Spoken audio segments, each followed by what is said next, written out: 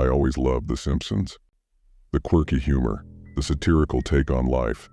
It was the perfect show to unwind to after a long day. Growing up, I never missed an episode, and even as an adult, I'd revisit the old classics.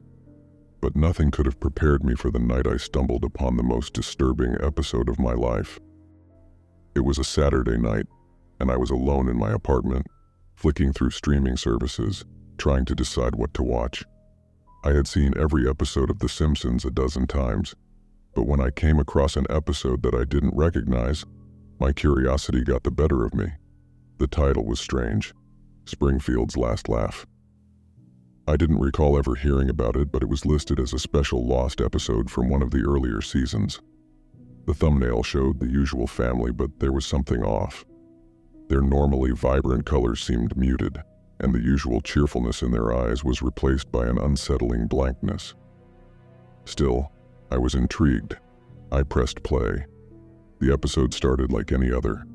The familiar theme song played, but it was slower, and the instrument sounded out of tune. The animation quality was slightly degraded, almost like it was an unfinished draft. I thought it might have been an old pilot or a Halloween special that I had somehow missed. The episode opened with Homer sitting on the couch, staring blankly at the TV. The living room was unusually dark, and the background music was absent. After a long, uncomfortable silence, the camera zoomed in on Homer's face. His eyes were wide open, but his pupils were almost non-existent. He mumbled something under his breath, but it was so faint, I couldn't make out the words. Suddenly, the scene shifted to Bart's room. He was sitting on his bed, clutching his skateboard, his eyes darting around the room as if he was being watched. The usual mischievous grin was gone, replaced by a look of pure fear. The silence was deafening, broken only by the occasional creak of the house.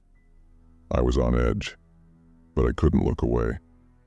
The episode had me hooked, even though it felt like something was deeply wrong. Next, the scene cut to Lisa, who was sitting in her room, playing her saxophone. But the notes she played were disjointed, almost like she was trying to play a song but kept forgetting the tune. The animation showed her hands trembling as she played, sweat dripping down her forehead. The camera slowly panned out, revealing a dark figure standing in the corner of her room just out of the light. My heart raced as I realized that the figure had no discernible features, just a black silhouette with a pair of glowing red eyes. The figure didn't move, but it was watching her, its presence growing more menacing with each passing second. Then, without warning, the scene cut to the entire family sitting at the dinner table. Marge had prepared a meal, but no one was eating. The air was thick with tension. The family sat in complete silence, staring down at their plates. The camera panned slowly around the table, and as it did, the walls of the room seemed to close in, the colors growing darker. When the camera stopped at Homer, he finally spoke. "We're not alone," he said, his voice hollow and emotionless. The screen flickered, and for a brief second, I thought I saw something behind him, a shadow that didn't belong. I paused the episode, my hands shaking. I wasn't sure if I wanted to keep watching, but my curiosity overpowered my fear. I needed to know what happened next. I resumed the episode. The screen showed the outside of the house. The once vibrant, lively neighborhood of Springfield was now completely devoid of life. No cars, no people, just a lifeless, gray landscape under a blood-red sky. The house stood isolated, as if the rest of the world had vanished. The camera zoomed in on the house, and suddenly I was inside again in Bart's room. He was still on his bed, but now he was crying, clutching his skateboard like it was his only lifeline. The dark figure was back, standing in the doorway watching him. Bart looked up, his face twisted in terror, and he whispered, "It's here." The scene changed abruptly. It was the living room again, but this time the entire family was there, huddled together on the couch. The figure had grown larger, more defined, and it was now standing in the middle of the room. The family looked terrified, their faces pale and their bodies shaking. Homer tried to speak, but his words came out in a garbled mess. Marge clutched Maggie tightly, her eyes wide with horror. Lisa and Bart were holding each other, tears streaming down their faces. The figure loomed over them, its red eyes glowing brighter. Then, just as the tension reached its peak, the screen went black. Silence. I thought the episode was over, but after a few seconds, the screen flickered back on. The family was gone, and the house was empty. The only sound was the low hum of static, and the camera slowly panned around the empty rooms, as if searching for something that was no longer there. Finally, the episode ended with a close-up of the TV in the Simpsons' living room. The screen showed nothing but static, and the camera slowly zoomed in until the static filled the entire screen. Then, the episode cut to black. I sat there, frozen. What had I just watched? I had seen every Simpsons episode ever made, and nothing had ever come close to this. The unsettling atmosphere, the eerie silence, the horrifying figure, it all felt too real, too disturbing to be just another Halloween special. I tried to find out more about the episode, searching online for any mention of Springfield's last laugh. But there was nothing. It was like the episode didn't exist, like it was never meant to be seen. For days, I couldn't shake the feeling that something was wrong. Every time I walked past a window or a mirror, I felt like I was being watched. I couldn't sleep. And when I did, I dreamed of the figure from the episode, its glowing red eyes, its menacing presence. Eventually, I stopped watching The Simpsons altogether. I couldn't bring myself to go back, not after what I had seen. The episode haunted me, lingering in the back of my mind, a constant reminder that some things are better left unseen. And now, every time I hear the theme song, every time I see a clip from the show, I'm reminded of that night. The night I discovered the lost episode. The night I realized that even the most innocent of shows can have a dark, terrifying secret. It all started on a Friday night. I was home alone, relaxing after a long week of work, and I decided to indulge in some nostalgia by revisiting one of my favorite childhood shows, Ben 10. As a kid, I had always been fascinated by the concept of the Omnitrix, the device that allowed Ben to transform into different alien forms. It was pure escapism, a way to imagine myself as a hero in a world full of adventures. I scrolled through the streaming service looking for an episode that I hadn't seen in years. That's when I noticed something unusual. There was an episode listed that I didn't recognize, titled The Final Transformation. The thumbnail was different from the others. It showed the Omnitrix, but it was cracked, with a faint red glow emanating from within. I was intrigued. I thought it might have been an old episode that I had missed, or perhaps an unaired special. Without thinking twice, I clicked on the episode. It began like any other episode of Ben 10. The familiar theme song played, and the animation was as vibrant and lively as I remembered. The episode opened with Ben, Gwen, and Grandpa Max driving through a deserted desert road. They were on their way to investigate a strange energy reading that Grandpa Max had picked up on his scanner.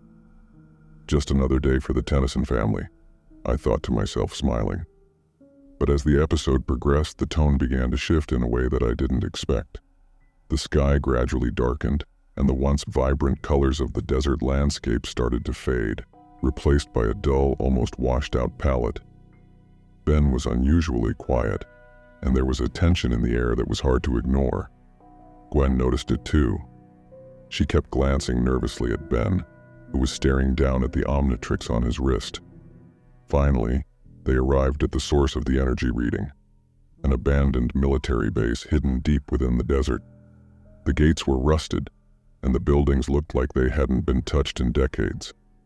Grandpa Max, usually calm and collected, seemed uneasy. He warned Ben and Gwen to stay close, but Ben was already walking towards the main building, his eyes fixed on the Omnitrix. Something about the way he moved was off. It was as if he was being drawn towards the building like a moth to a flame. Gwen tried to stop him, but he didn't respond. He just kept walking, his expression blank, almost trance-like. The interior of the building was dark, with only the faintest slivers of light filtering through the cracked windows. The walls were covered in strange symbols, and the air was thick with dust and decay. As they ventured deeper into the base, the symbols became more elaborate, glowing faintly with an unnatural red light. Ben finally stopped in front of a large metal door, heavily reinforced and sealed shut with chains. The Omnitrix began to glow, its usual green light now a deep, ominous red.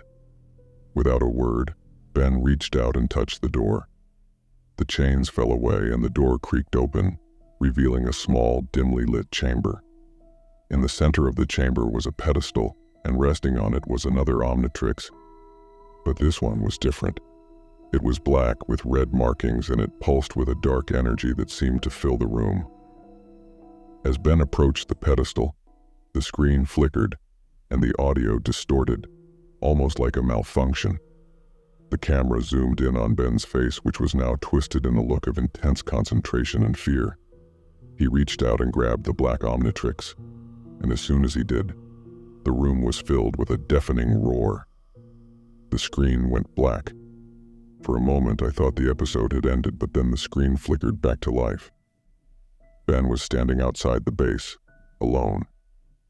The sky was pitch black with no stars or moon, just an endless void. The Omnitrix on his wrist was gone, replaced by the black one, which glowed with an unnatural red light. "Ben?" Gwen's voice echoed through the darkness, but she was nowhere to be seen. Ben didn't respond. He just stood there, staring at the Omnitrix, his expression blank and lifeless. Suddenly, the Omnitrix activated on its own. The red light engulfed Ben, and he began to transform, but not into any of the familiar aliens. Instead, he became something else entirely, an alien I had never seen before. Its form was monstrous, twisted, with long clawed limbs and glowing red eyes. It was as if the Omnitrix had fused with something evil, something malevolent. The creature let out a low growl, and the camera zoomed in on its face, revealing that it still had Ben's eyes, terrified, pleading eyes. It was clear that Ben was trapped inside, unable to control the transformation. The creature turned and began to move through the darkness, its movements jerky and unnatural. As it walked, the symbols from the base began to appear on the ground, glowing red and spreading like a virus. The air was filled with whispers, distorted, unintelligible but filled with malice. The creature stumbled, its body convulsing as if it was fighting against itself. Ben's voice broke through the growls, desperate and frightened. "Help me. Someone, please." But there was no one to help. The darkness closed in around the creature, and the screen flickered again, this time with images, flashes of Ben's past adventures, distorted and twisted. His friends, his family, they all appeared briefly, their faces warped and filled with fear. Finally, the creature collapsed, and the screen went black once more. When the episode resumed, it was daytime, and Grandpa Max and Gwen were standing outside the base looking around in confusion. Ben was nowhere to be seen. The base had disappeared, leaving nothing but a barren stretch of desert. "Ben!" Gwen called out, her voice trembling. But there was no answer. The camera panned out, showing the empty desert, before cutting to the final shot. The black Omnitrix lying in the sand, its red light slowly fading away. The episode ended with a haunting silence. No credits, no music, just the blank screen. I sat there staring at the TV, trying to process what I had just watched. It wasn't like any Ben 10 episode I had ever seen. The darkness, the sense of dread, it all felt too real, too unsettling. I checked the episode list again, but the final transformation was gone, as if it had never existed. For days I couldn't shake the feeling of unease. Every time I closed my eyes, I saw Ben's terrified face, heard his desperate pleas for help. It was as if the episode had somehow broken through the screen, leaving a part of itself behind.